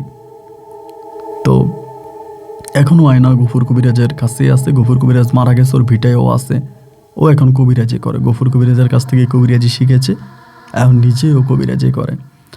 এরপরে আমার পরিবার অনেক চেষ্টা করেছে বিয়ে শাদী করানোর জন্য, বিয়ে শাদী কর। আমি আর বিয়ে শাদী করলাম না। তো আব্বাও মারা গেল, আম্মাও মারা গেল, দাদা দাদি তারাও মারা গেল। এখন হয়তো যে কোনো সময় তাদের কবরের পাশে আমিও শুয়ে যাব। জীবনের শেষ মুহূর্তে এসে হঠাৎ করে, জানি না আপনার এই গল্পগুলো আমাকে উদ্বুদ্ধ করে, এগুলো শুনে ভালো লাগে। আমার বড় বোনের মেয়ে জান্নাতুল রাইসার মাধ্যমে আমি আপনাকে আমার কথাগুলো লিখলাম। যদি পড়েন আমি খুশি হব, যদি আমার গল্পটা রেকর্ড করেন। আপনার জন্য দোয়া ভালোবাসা রইল।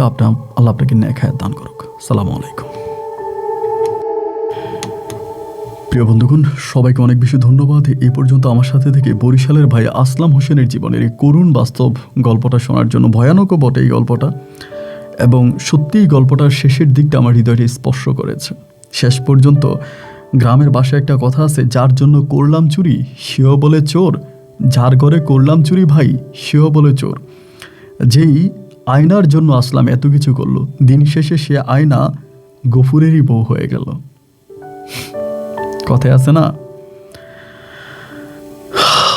আম দুধ এক হলো, আটি জংলায় গেল। আসলামের মতো যারা গল্পটা শুনেছেন তারা সতর্ক হন। খুব কষ্টকর একটা গল্প ছিল। প্রিয় বন্ধুরা, যাই হোক, গল্প কেমন লেগেছে সেটা কমেন্ট বক্সে লিখবেন। এই গল্প নিয়ে ব্যক্তিগত কোনো মতামত থাকলে তাও লিখতে বলবেন না। সবার কাছে বিনীতভাবে শেষবারের মতো আবার অনুরোধ করে যাব, যারা এই পর্যন্ত চট্টগ্রামের বাইজিদ মাজারের কাসিম রূপী সেই মুসলিম জিনগুলোকে দেখেনি, তারা এখানে ক্লিক করে এই ভিডিওটা দেখে ঘুমাতে যাবেন। আল্লাহ হাফেজ এন্ড আসসালামু আলাইকুম।